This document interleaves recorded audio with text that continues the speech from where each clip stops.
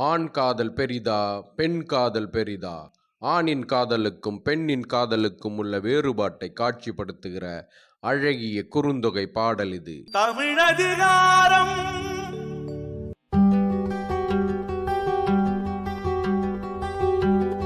தலைவியை சந்திக்க வருகிற தலைவனை வழிமறித்த தோழி, உன் மலைநாட்டில் மூங்கில் வேலிகளைக் கொண்ட வேர்ப்பலா மரங்கள் அதிகம் இருக்கும். ஆனால் இந்த மலைச்சாரலில் கிளையில் காய்க்கும் பலாப்பழத்தை கொண்ட மரங்கள் தான் இருக்கின்றன. இந்த பலாமரத்தின் சிறிய கொம்பில் பெரிய பழம் தொங்குவதைப் போன்றது தலைவியின் காதல். இவள் காதல் பெரியது, இவள் உயிரோ மிகச் சிறியது. இதை உன்னை தவிர வேறு யார் நன்கறிவார்? ஆகையால் இவளை விரைவில் திருமணம் செய்து கொள்ள ஏற்பாடு செய் என்கிறாள் தோழி. வேர்ப்பலா மரத்தில் பழம் சிறியதாக இருக்கும். பழமும் அடிமரத்தில் தான் காய்த்திருக்கும். அதனால் அது எவ்வளவு கனிந்தாலும் கீழே விழாது. ஆணின் காதல் அப்படிப்பட்டது.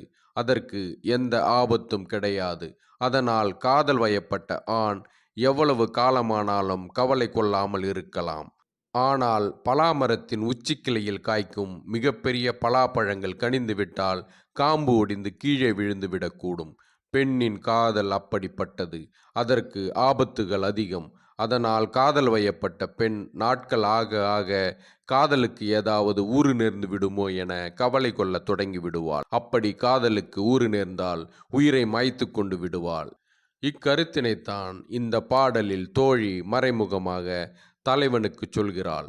சங்ககால பெண்கள் உயிரை விட காதலை பெரிதாக நினைத்தார்கள் என்பதை கூறும் இந்த அழகிய குறுந்தொகை பாடலை பாடியவர் பெரும்புலவர் கபிலர் ஆவார்.